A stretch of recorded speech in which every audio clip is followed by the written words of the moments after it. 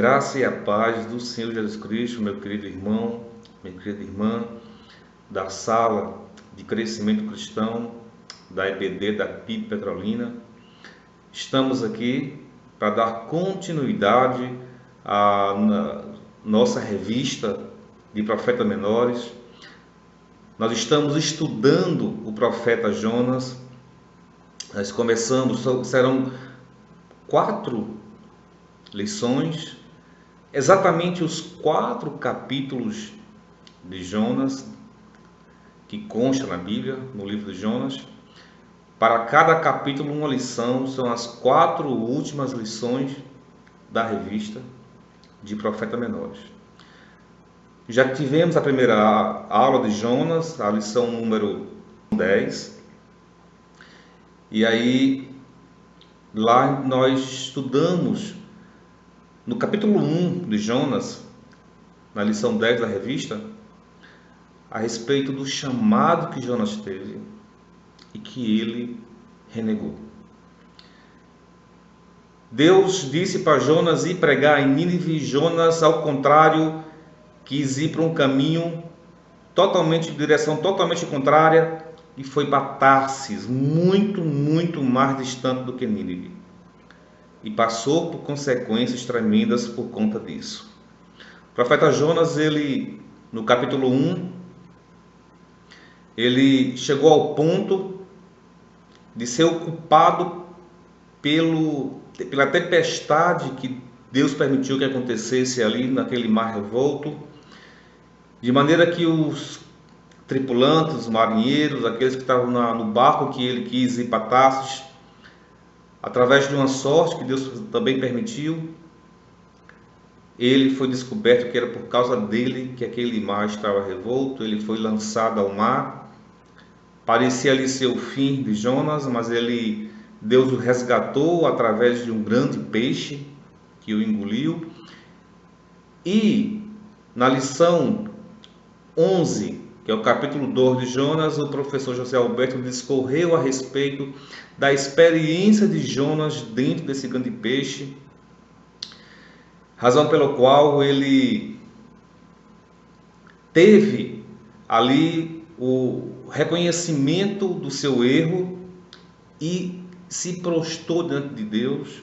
Ele orou ao Senhor. A solução foi a oração para Jonas. Dentro daquele grande peixe, ali ele ficou recluso e ele teve um momento com Deus de oração em que Deus permitiu a Jonas uma nova oportunidade. Diz a palavra do Senhor que o peixe vomitou a Jonas, devolvendo ele na praia.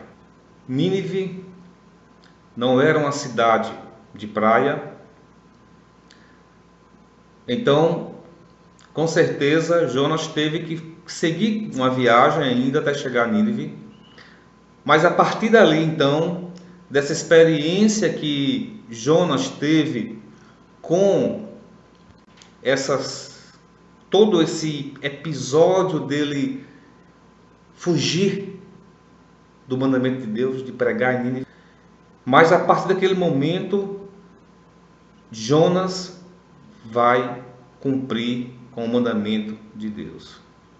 Hoje nós vamos, nesse vídeo, estudarmos a respeito do capítulo 3 de Jonas, que é a nossa lição 12 da revista, onde fala a respeito de Jonas e a pregação do Evangelho no Antigo Testamento. É importante relembrar, irmãos, que Nínive é uma cidade pagã, é outra nação, e Deus chamou a Jonas para ir pregar a essa nação, uma nação perversa, uma nação que escravizava seus prisioneiros de forma muito má. Então, irmãos, queridos irmãos, nós vamos então aqui começarmos já a estudar a respeito dessa pregação que Jonas fez lá a Nínive, irmãos.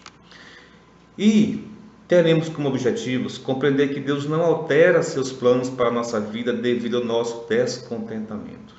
Temos que saber isso. Jonas não estava contente em ter que ir pregar em Nínive, mas Deus não altera os seus planos, mesmo que a gente não queira. mesmo que a gente esteja descontente com aquilo. O que também devemos aprender a fazer é tomar a decisão de proclamar misericórdia e perdoar. Isso é a grande missão do cristão. Proclamar misericórdia e perdoar.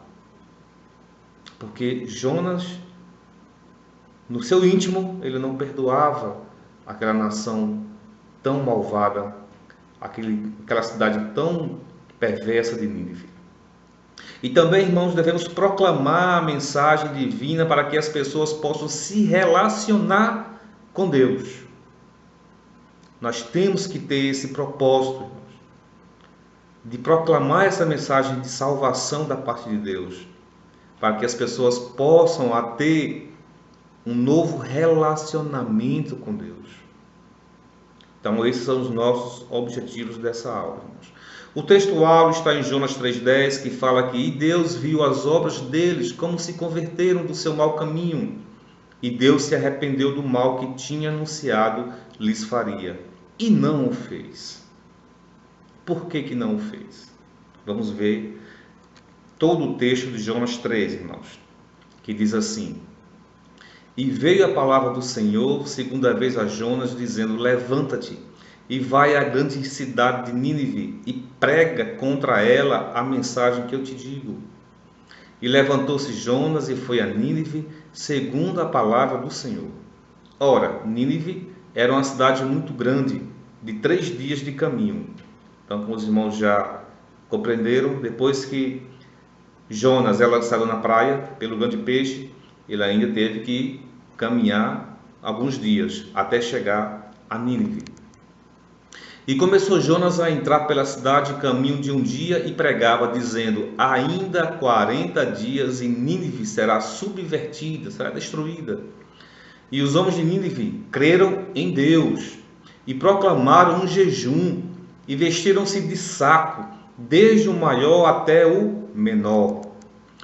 Esta palavra chegou também ao rei de Nínive, e ele levantou-se do seu trono e tirou de si as suas vestes e cobriu-se de saco e sentou-se sobre cinza. E fez uma proclamação que se divulgou em Nínive, pelo decreto do rei e dos seus grandes, dizendo: nem homens, nem animais, nem bois, nem ovelhas provém alguma coisa sem se dê alimentos, nem bebam água. Mas os homens e os animais sejam cobertos por sacos, e clamem fortemente a Deus, e convertam-se cada um do seu caminho e da violência que há nas suas mãos. O rei de Nínive, de tal maneira, ficou impactado que ele queria que até os animais fizessem sacrifícios, mostrassem humilhação e arrependimento. Versículo 9: quem sabe que se voltará a Deus e arrependerá, e se apartará o furor da sua ira, de sorte que não pereçamos. Essa era a intenção do rei. E Deus viu as obras deles, de todo esse povo de Nínive, como se converteram do seu mau caminho. E Deus se arrependeu do mal que tinha anunciado lhes faria, e não fez. Deus não é homem que se arrependa. Nós temos que usar uma palavra para identificar o sentido de que Deus fez a sua justiça. Ele deixou de fazer aquilo que iria fazer devido ao propósito modificado daquele povo. Deus está fazendo a sua justiça. Ele não está se amargurando porque se arrependeu, irmãos. Que isso fique bem claro. Irmãos,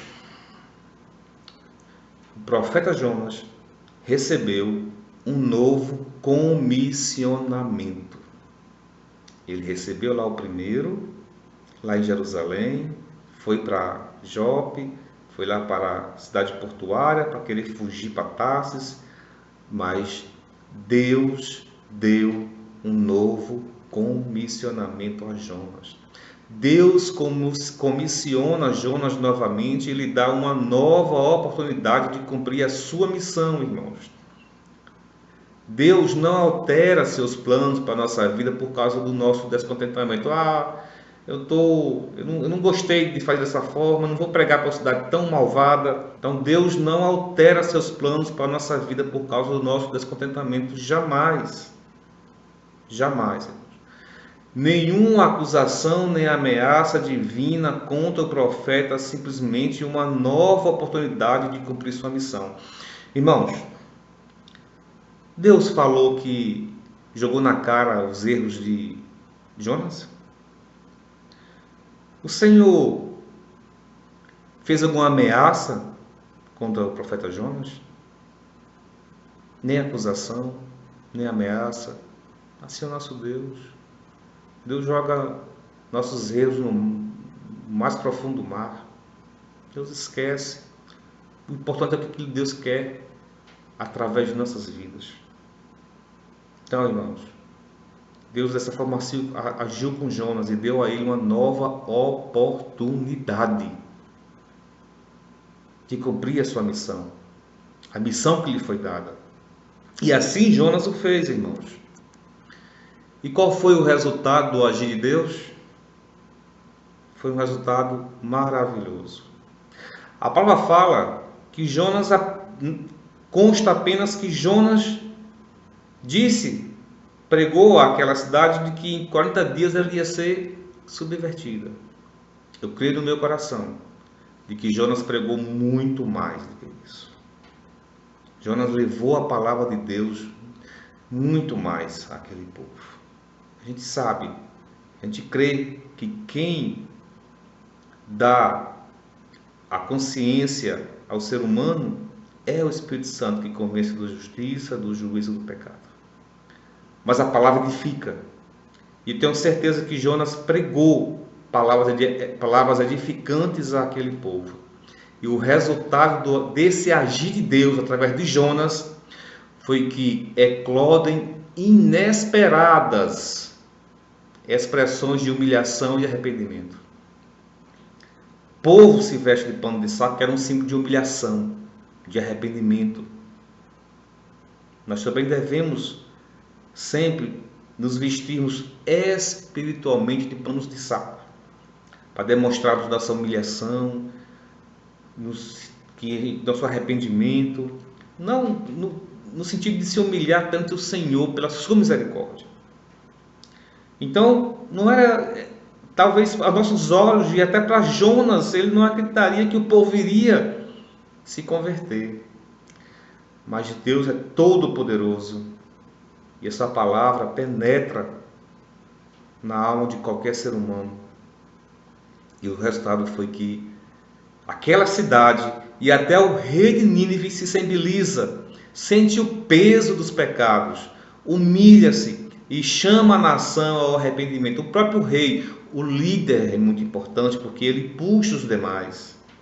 Ele dá o exemplo aos demais, de tal maneira que aquela nação, de forma geral, ela se humilhou, se arrependeu dos pecados e se arrependeu. O rei, ele deixa seu trono proclamando que Deus é soberano, irmãos.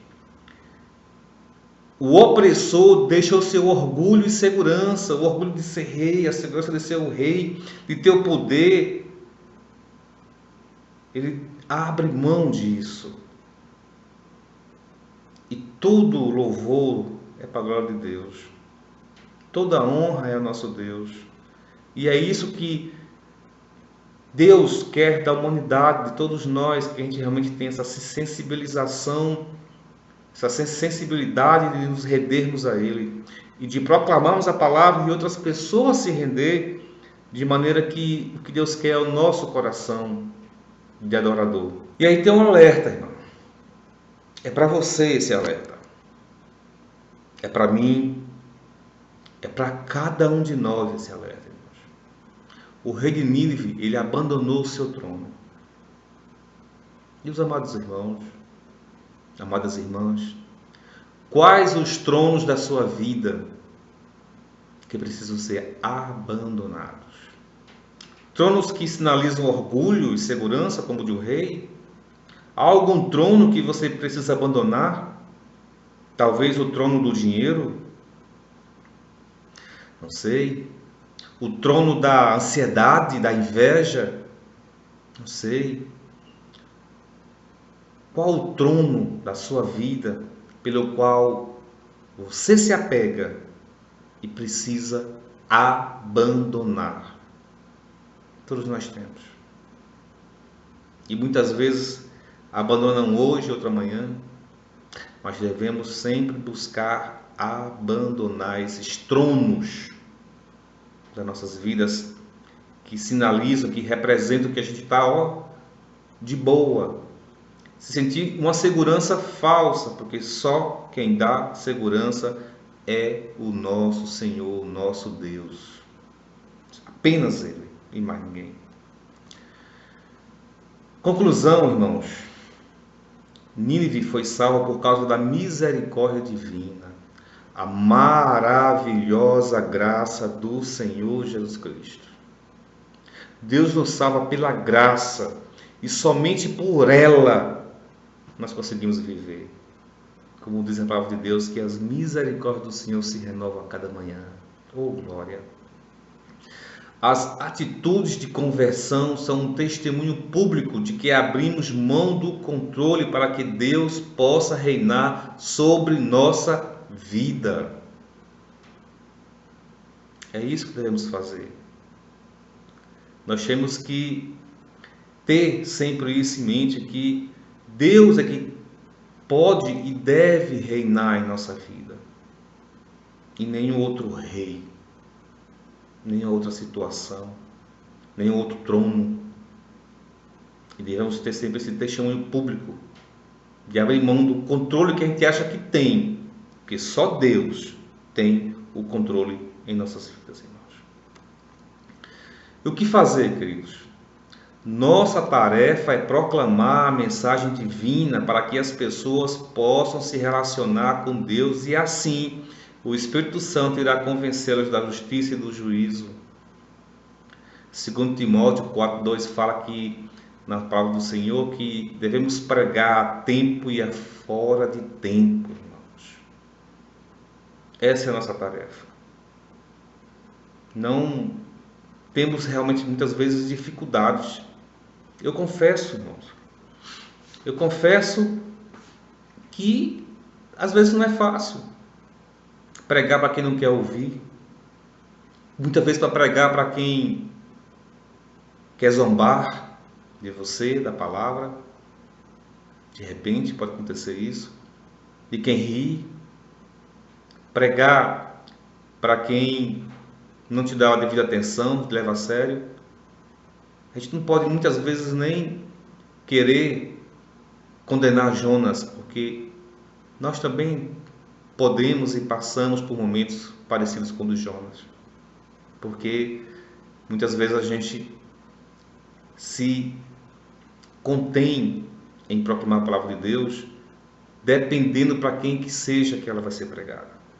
Mas o texto de Jonas nos dá a lição de que devemos pregar sim. Até porque se não pregar, consequências virão para nossas vidas, como aconteceu com Jonas. Glória a Deus, pela sua misericórdia, que deu a Jonas uma nova oportunidade de pregar lá em Nínive. E aquela nação se converter dos seus maus caminhos e exaltar o Deus da salvação. Enfim, queridos, para refletir, mudar e agir. Quando Deus escolhe o ser humano, pode buscar outras rotas. Nós. Mas o Senhor vai ao seu encalço e o traz de volta ao seu plano. E Deus tem um plano para mim e um plano para a sua vida, hoje e sempre. Amém? Então, queridos irmãos, esse é o estudo da lição número 12 da revista de Jonas. Irmãos. Que Deus nos abençoe.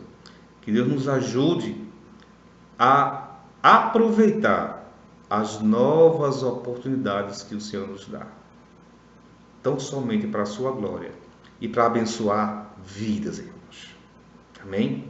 Vamos orar? Pai querido, Deus de amor, muito obrigado, Senhor, por esse momento, por essa oportunidade, por essa lição, por esse ensinamento que o Senhor nos traz através da vida do profeta Jonas. Que de fato venhamos, ó querido Deus, a ouvir o Teu chamado, o Teu chamamento e cumprir, Senhor, o quanto antes com aquilo que o Senhor quer em nossas vidas. Abre os nossos ouvidos espirituais, nos dá força vindo de Ti, para que a gente venha colocar em prática aquilo que o Senhor deseja em nossas vidas, e que pela Tua misericórdia, Senhor, nós venhamos a abençoar vidas e mais vidas, em nome de Jesus. Amém, Senhor. Amém. Querido irmão, querida irmã, que Deus te abençoe e até a próxima oportunidade. Em nome de Jesus.